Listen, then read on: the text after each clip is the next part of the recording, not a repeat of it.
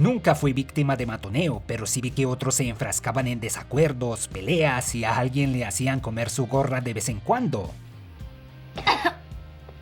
Mientras que los profesores se hacían los de la vista gorda hasta que alguien resultaba herido de gravedad. Y es que hacerle frente a un bravucón, sobre todo a una edad en donde predomina la irracionalidad, es difícil. Fue un accidente, viejo, un terrible y tonto accidente, pregunta cualquiera. Para alguien a quien no le gusta ir a la escuela como Bart, debió ser muy traumático, además de las clases que aborrecía, esperar una paliza diaria, una reacción desproporcionada a un golpe accidental que lo llevó a tomar medidas desesperadas en compañía del Simpson más rudo que hay y un lunático de un solo brazo. Este fue el primer episodio aportado por el prolífico escritor John Swartzwelder, quien dejó su marca desde la primera temporada con 4 guiones de su autoría en ella, y su presencia se nota aquí de inmediato gracias a la incorporación de temas bélicos, algo de su interés. También fue el primer capítulo en tener una presentación abreviada, dado que la historia fue más larga de lo habitual, algo poco común por esos días, más frecuente en la actualidad, en donde rarísima vez vemos las bromas recurrentes. A nivel visual fue a partir de aquí que la producción consideró haber alcanzado el nivel que querían para la animación, y se dieron cuenta de las posibilidades que este medio proporciona para narrar historias, con perspectivas, sombras y tomas que costarían mucho lograrse en un live action. Lisa prepara unos panqués para la maestra Hoover, quien es mencionada por primera vez, mas no aparece, y es referida como señora, algo ignorado en posteriores episodios en donde la representan como una solterona sin remedio. Son mujeres como tú las que nos dificultan conseguir marido. Eso hasta que se casó con Gil. Mientras que la niña hizo esos panqués sin un motivo siniestro, los hombres de la familia lo interpretan como un acto con el fin de caer en buenas gracias de una autoridad. Homero le dice a su hijo que no hay nada de malo en engrasar los engranes o doblar un poco las reglas para obtener un buen resultado. Eso podría interpretarse como un anticipo de la conclusión de la historia, ya que Bart derrotó a Nelson poniendo los números a su favor de forma abrumadora. A pesar de insultar a su hermana porque no quiso darle un panquecito, cuando un chico le quita los postres a Lisa, Bart sabe que el honor familiar es primero y la defiende. Desafortunadamente termina en las garras de Nelson Muntz, el temido bravucón local, a quien lastima por accidente. Miren esto, podemos ver justo el cuadro cuando le rompe la nariz. ¡Ay! El destino de Nelson en la serie pudo ser muy distinto debido a un pequeño detalle. Originalmente sería interpretado por Dana Hill, pero por algún motivo la actriz no se presentó a la lectura del guión, así que el personaje fue asignado a Nancy Cartwright, voz de Bart. Dana Hill falleció en 1996 y eso hace pensar, de haber sido la voz de Nelson, hubiera sido un personaje menos recurrente que sería retirado al momento de su muerte. La respuesta en alguna otra dimensión. Nelson amenaza con golpear a Bart a la salida y el director Skinner se desentiende de lo que acaba de suceder, igual que en la realidad en donde algunos educadores ignoran lo que ocurre hasta que es muy tarde. Bart intentó razonar con Nelson, una tarea imposible sobre todo con alguien que maneja un calendario de golpizas. El estar a punto de recibir la suya lo llevó a imaginar a un Nelson invencible y su propio funeral, en donde familia, amigos y educadores se portan de forma insensible con su fallecimiento. Una escena que ha sido usada por creepypastas e imaginaciones macabras de ese estilo. No sé por qué la gente está tan fascinada con la muerte de personajes ficticios, pero bueno. Aunque Nelson no lo asesina, la paliza que Bart recibe es tan devastadora que les pide ayuda a sus padres. Homero usa el ventilador para secar a sus hijos en episodios distintos, obteniendo el mismo resultado. Cuando Bart admite que desacatará los principios del estudiante, su padre se horroriza. ¿Violar los principios del estudiante? Preferiría que Bart muriera. Un montón de sandeces que hacen que la vida de las víctimas de matoneo sea mucho más difícil. ¡No denuncies! O no delates, porque a nadie le gusta un soplón. Búrlate de los que son distintos a ti. Los niños pueden ser muy crueles. ¿Podemos? ¡Gracias, mamá! Y a veces están predispuestos a reírse de quienes son diferentes hasta que se les educa. Nunca digas nada a menos que estés seguro que todos piensan como tú. Y no pienses distinto para poder encajar. Mientras Marge trata de inculcarle la vía diplomática a Bart, Homero le indica que pelear, sobre todo pelear sucio, podría ser más efectivo, pero no funciona ya que Bart no posee la fuerza necesaria, así que Lisa le sugiere pedirle ayuda al abuelo. Aquí dan a entender que ella estuvo presente cuando lo enviaron al asilo, pero más adelante supimos que ni había nacido cuando eso sucedió.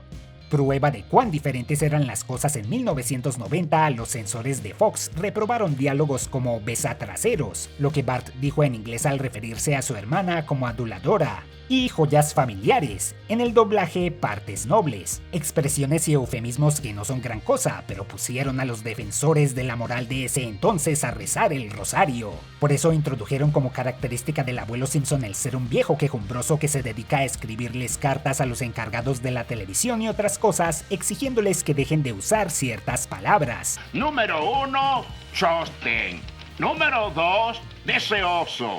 Número 3, trastienda. En vez de eso último, el doblaje debió decir partes nobles, porque el chiste era que Homero lo había usado antes, al demostrar que no es la persona más indicada para ayudarle a Bart. Luego de dejarse matonear por Gaspar, el abuelo lo lleva a ver a Herman, un hombre de un solo brazo, dueño de una tienda de antigüedades militares. Comentan que su rostro fue inspirado por el de John Swartzwelder, pero no veo el parecido. Tal vez se asemejan porque ambos fuman.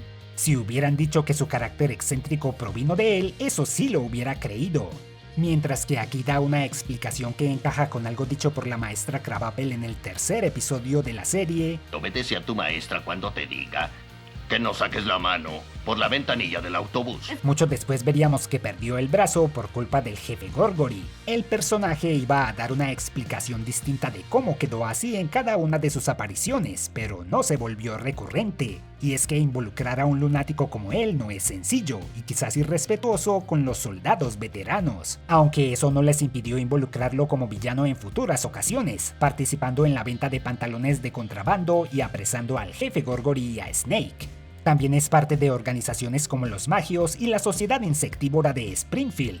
Por ahí se habla mucho de comer insectos como fuente nutritiva, pero lo digo de una vez, si la humanidad llega a ese punto, me largo del planeta.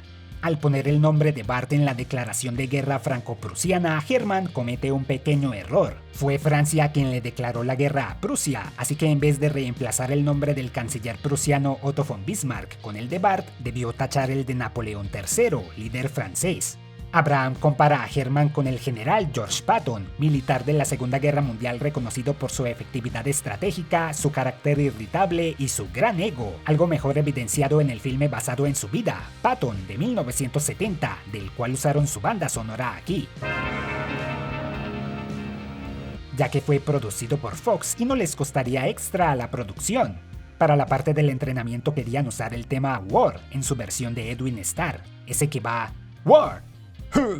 Yeah, what is it good for? Absolutely nothing. Pero se dieron cuenta que no encajaba con el tono serio que querían proyectar. Esa canción sí sería usada en la serie con Homero bailándola en la iglesia cuando creyó que todos habían muerto en el especial de Noche de Brujas 8. Bart recluta a sus compañeros para conformar a un ejército que detenga a Nelson e imitó al general Patton al golpear a uno de ellos. Ese militar abofeteó a varios subordinados a quienes consideraba cobardes o inferiores, algo que le ganó un regaño del entonces general Eisenhower, su superior inmediato. Aquí Abraham corrige a su nieto diciéndole que puede someter a sus soldados a toda clase de cosas horribles, pero nunca golpearlos, algo que parece irónico pero es verídico, ya que eso los desmotiva todavía más. Algunas de las escenas del entrenamiento, como la de los soldados marchando y escalando los juegos a la luz del sol, toman de la película Full Metal Jacket. El Kwik-E-Mart se asoma por primera vez en la maqueta que usa Herman para describir su estrategia, aunque aquí pone Quick con Q, es decir, su escritura correcta. Nelson y sus comadrejas son acorralados en la calle Olmo, de las cuales hay una en muchas ciudades de Estados Unidos, más campo para que Freddy Krueger haga de las suyas, y son bombardeados con cientos de globos llenos de agua. El casco en el piso con los soldados combatiendo al fondo es una imitación de la apertura de la película bélica El Día Más Largo sobre el desembarco de Normandía en 1944. Igual que los soldados cobardes que solo se arrepienten de sus actos cuando son capturados, las comadrejas alegan que solo seguían órdenes de su superior. Por suerte para ellos, el ejército solo quería a Nelson, y al salir ilesos hasta celebraron el ataque a su antiguo líder. Este par de maleantes perdió importancia poco a poco, más cuando Jimbo y sus amigos tomaron su lugar. Justificarían su desaparición en la temporada 25, diciendo que fueron transferidos a la primaria de Shelbyville. El 14 de agosto de 1945 tuvo lugar en Estados Unidos el festejo de victoria sobre Japón y el fin de la Segunda Guerra Mundial. En medio de ello, en Nueva York, un marinero besó a una higienista dental a quien no conocía, una imagen inmortalizada para la portada de la revista Life. Esa misma escena se vio aquí, con un chico besando a Lisa con motivo de la captura de Nelson. En ese entonces la foto fue vista como una eufórica celebración de un hito histórico, pero evaluaciones modernas lo señalan como evidencia de un acto no consentido, de ahí la reacción de Lisa.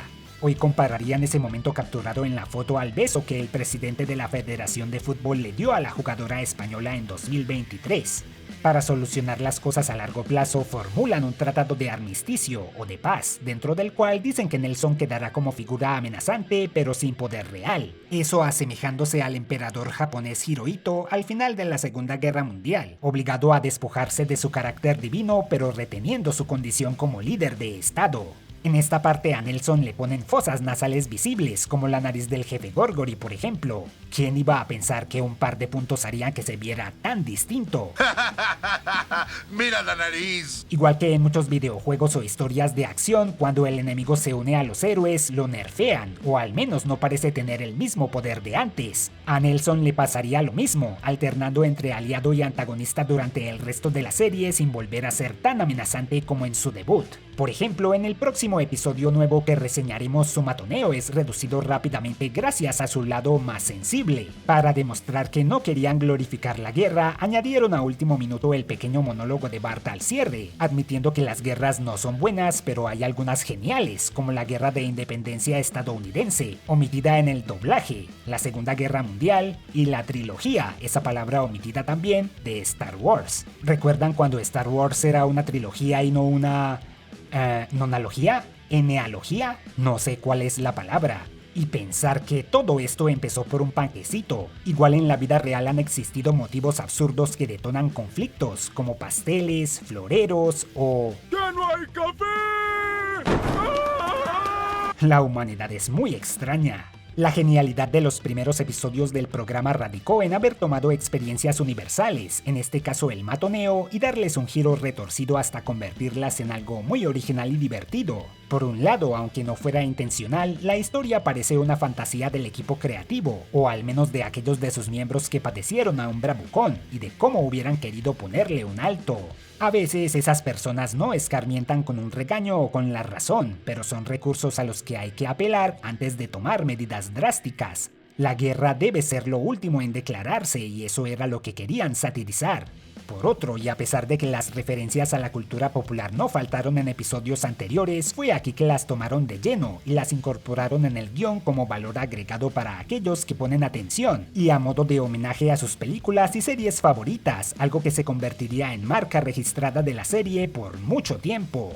Incluso al dejar de ser una amenaza, Nelson se convertiría en un personaje indispensable, y el abuelo aún no mostraba signos de su inminente senilidad, pero también fue una figura fundamental para el programa desde el inicio. Añadiendo a esto la paternidad bien intencionada pero equivocada de Homero y en general cómo cada miembro de la familia aportó a la situación de Bart, elementos como esos hicieron que esta fuera otra guerra memorable que Bart pudiera haber enumerado al final.